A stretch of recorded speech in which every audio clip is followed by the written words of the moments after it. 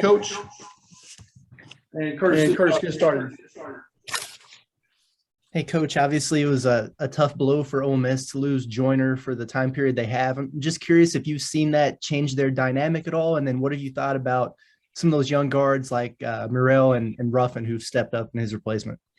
Obviously, Ruffin, number two is a dynamic freshman who's got great speed, changes the pace of the game, can get in the teeth of the defense, has great vision.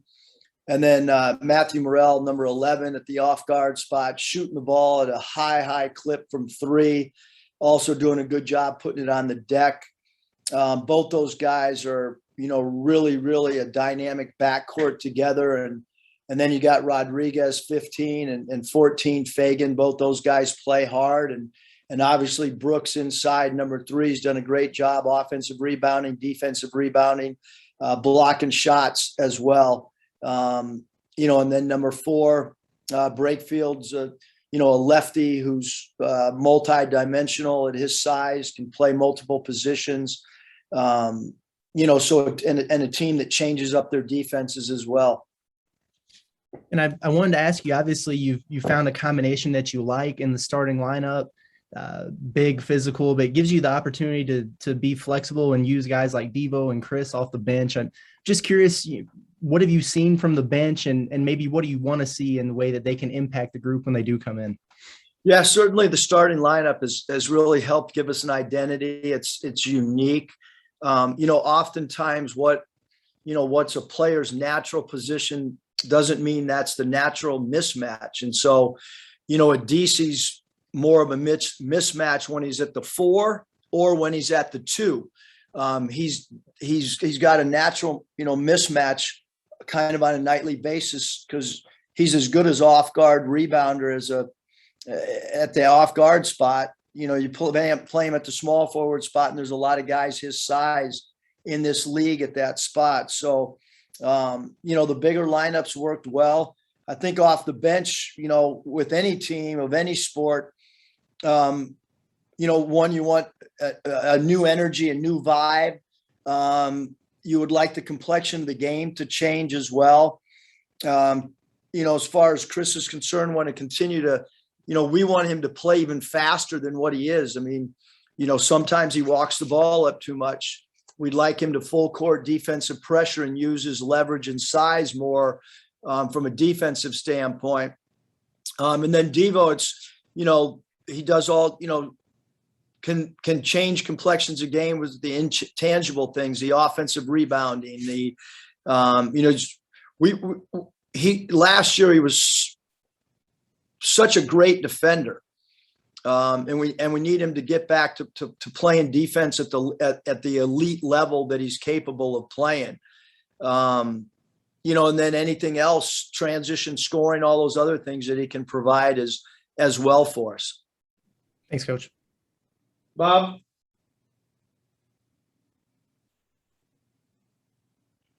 Sorry, I was looking something up. Hey, Eric, Mike had this in his notes, and I think it still holds true after the weekend. You guys lead the nation in made free throws, and I think you're right behind Iona in attempts. What did you think this would be, that kind of team, and just what's been the key to that, getting the line so much and knocking them all down? Yeah, I think, Bob, I don't know if we really, like we thought we were going to be a really good shooting team based on the numbers when we put together the roster, and that's not necessarily been the case. Although all the shooting drills that we've done behind closed doors, we've shot the ball as well as any team that I've coached, but that has not translated to the games. But the free throws attempted has always been a big part of our philosophy. I can remember coaching the Kings and having individual conversations with Kevin Martin about, changing his game up to get to the foul line more, because when you draw free throws attempted, it allows number one, it can put foul trouble on the opposition. Number 2, it allows your defense to get set.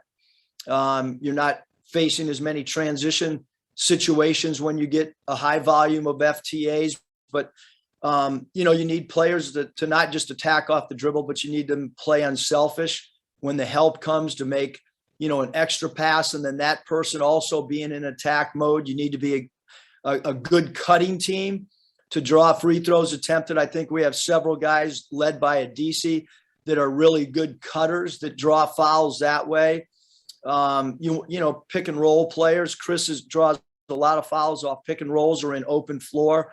So I think it's a balance of all of that. Maybe above all of that is your spacing. And then trying to figure out isolation situations where you have an advantage/disadvantage against the defense, where you can beat people off the dribble. So I think that's a long-winded way to your answer, Bob. I like long-winded answers. You gotta put some in the story. I can't make this stuff up, at least I'm not supposed to. But it's like, for instance, the other night against Carolina, you guys don't hit a three, but you win by 16 because I think you had 27 free throws. I mean, how much can getting to the line and then shooting well can make up for other deficiencies? Yeah, again, it's interesting how a team behind closed doors and then a team, at times we've struggled from the foul line when we do we have a drill called perfect free throw, where we've got to make 8 in a row without a miss. Then we got to make 7 in a row without a miss, 6 in a row without a miss, 5 in a row without a miss, 4 in a row, 3, 2, 1. And that drill this year has taken us a little bit longer maybe than prior years. But when we get in the game, we've done a good job, maybe because we've got the right people, taking the free throws. But yeah, I think it helps a lot. I mean, I think anytime you have a good draw foul team, you always want them to try to make more free throws than the opposition attempts. Yeah, I got a couple more. I'll turn it back to Mike. Thanks. Scotty? Coach Deese was just with us, and I asked him, I think in the past we heard Kamani say that Trey Wade's kind of like the team's uncle in a way, and he's got some uncle-like qualities kind of in the way that he leads or goes about things just around the team. I'm curious if you've picked up on any of that with Trey. Well, I think he's one of our best communicators or talkers in practice. We call it buddy coaching. He does a great job with that. I think that the players really respect him because he's an intangible player. He's a guy that, we're not going to run offensive plays for. He knows his defensive assignments. He's a great defensive blockout player. But yeah, I do think that from a chemistry standpoint, the team really, not only likes playing with Trey, but they also really respect what he does for them on the floor and how unselfish he is, both offensively and defensively. He's an unselfish player. Trey's had a couple of stretches this season where his minutes probably haven't been where he wanted, but you've called on him his last 4 games. He's given you at least 20, I think, in all 4, 30 in 3 of them. I mean, just what does it say about him that he was ready, just when you put his name in that lineup? Yeah, and I think that's, it's a great point. Again, regardless of sport, regardless of role, it's, are you physically ready to play when your number's called? Are you mentally ready when your number's called? Do you understand the game plan when your number's called? Because certainly with Trey, there's been games when he's played, bit minutes where, and then you got to go back and you got to evaluate as a coach. Did he play enough? Did he play too much? Can his role be expanded? And he's been a guy that's just consistently in practice when no one's around, but the coaching staff and his teammates. And I like to get input from the players too. I mean, last year I really relied on Justin and Jalen. I know when we made the decision to start some of our younger players, I had consulted with some of our veterans and they felt like it was time, meaning the locker room felt like some of the younger guys last year had earned that start. And I think that, the team is, they were ready for Trey to have a bigger role as well, because, he's not a guy that's going to take, bad shots or he's not going to be a ball stopper. And with our team, we kind of needed to find that guy that would be a really, really great team complementary guy. And I think that's what we found in Trey. Nate? Yeah, Eric, Jalen got named SEC Co-Player of the Week. Has he, as an all-round player, now with his offense too, even developed quicker than maybe you thought he would this year? I mean, certainly, proud and happy that Jay Will got named Co-Player of the Week. That's a great honor in a league that's got a lot of great players. But no, I think that when we looked at our team and throughout the summer, really, Nate, I mean, I thought that he was going to make a big jump. I think that, you want players from their freshman to sophomore year to come back way more confident. Jalen has even talked about, the shape that he was in coming into last year compared to this year. He's in much better shape. Maybe not even the weight hasn't changed that much, but it's just been distribute. Now it's strength. And we felt like he was more confident on both sides of the ball. So is he having a great year? Yes. Is he doing some things? Maybe, I don't know if we would ever envision our center having 6 steals.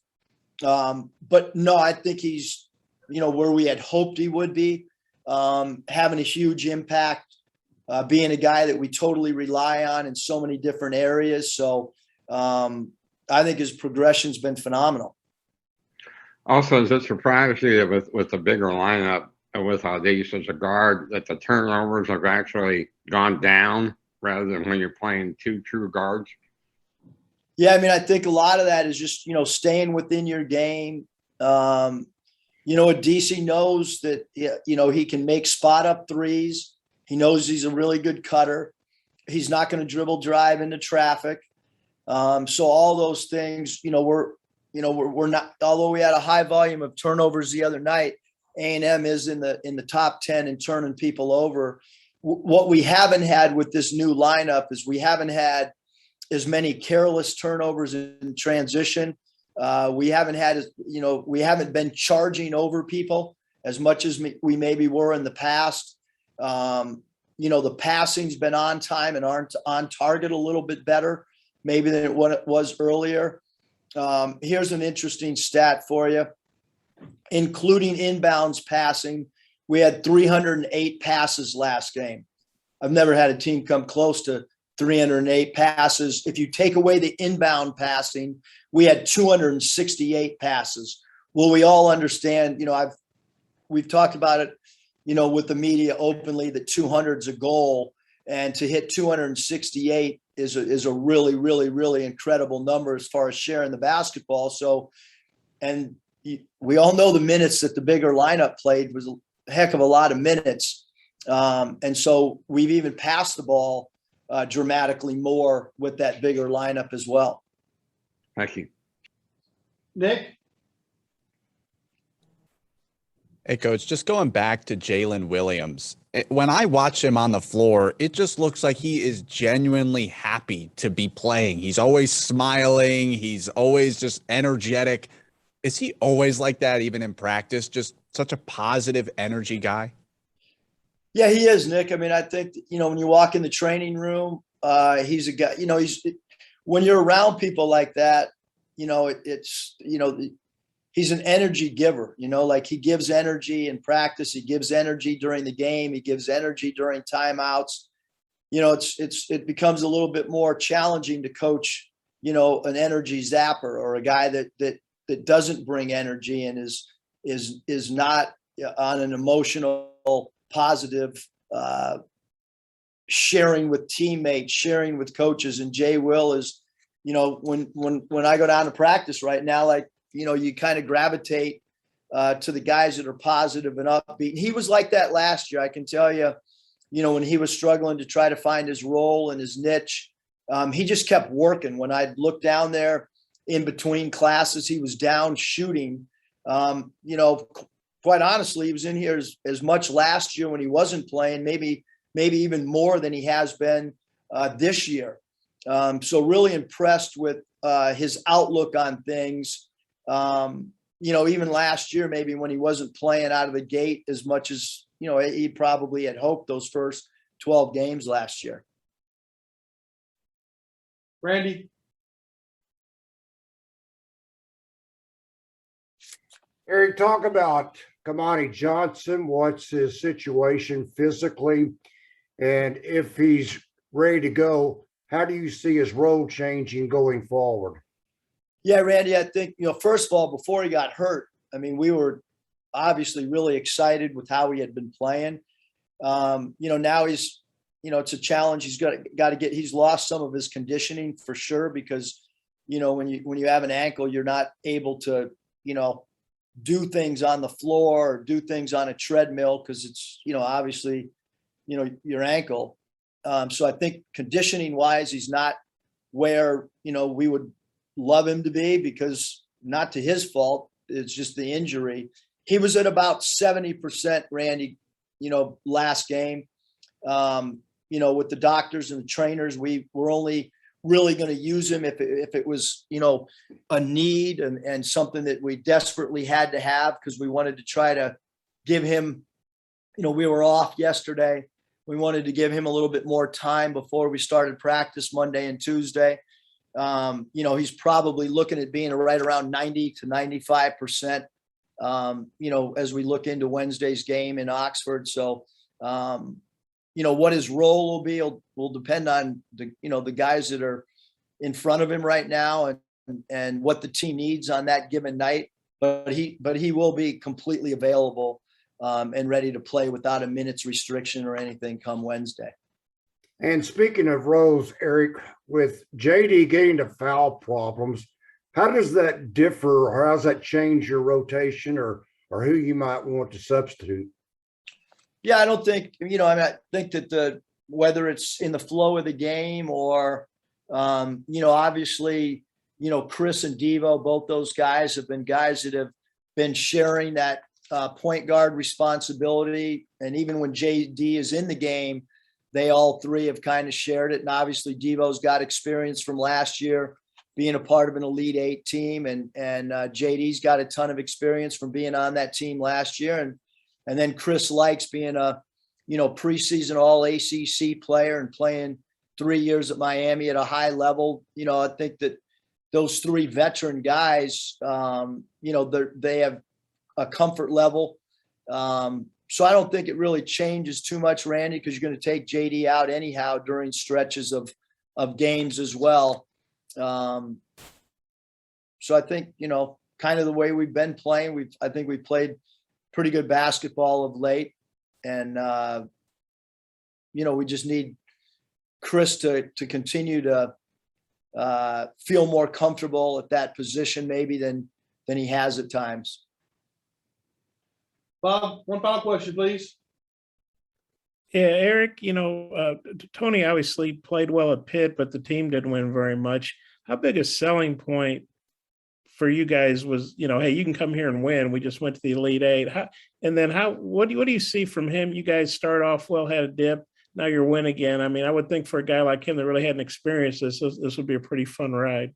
Yeah, I think winning is really important to Deese. And also, his mom was a big part of the recruiting process. And I think winning and player development was a big part of what was important to them as a family. And certainly,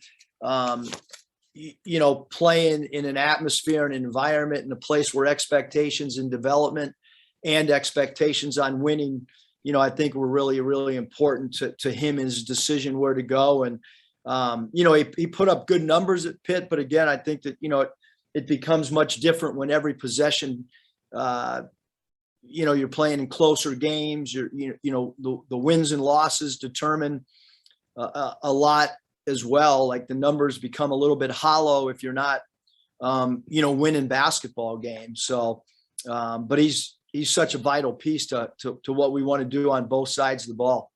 Well, then how do you see him enjoying, being on a winning team for a change? Yeah, I think he's really happy with being here. Happy both on the floor and off the floor, because I've asked him, I've asked his mom. But I think he feels a great deal of comfort playing in this system, and I think he's comfortable with how we have expectations from a development standpoint as well. I think he's a guy that wants to continue to get better. Is your shoulder feeling any better? Nah, it stinks, but first road trip with the shoulder. Riley bought me a new chair that we're traveling with. That's it looks like a kind of like a beach / lawn chair that I'll be trying to sleep in. My wife is coming on the trip. She can't wait to. No, I'm just joking. She doesn't really want to go, but I'm surprised you guys didn't talk about our defense, our defensive rebounding, our defensive field goal percentage, our 3-point defense, all things that have improved, right? Nobody brought any of that up. I got more questions if you got time. No, I got to get down there. I got 5 minutes. Okay. So is that chair going to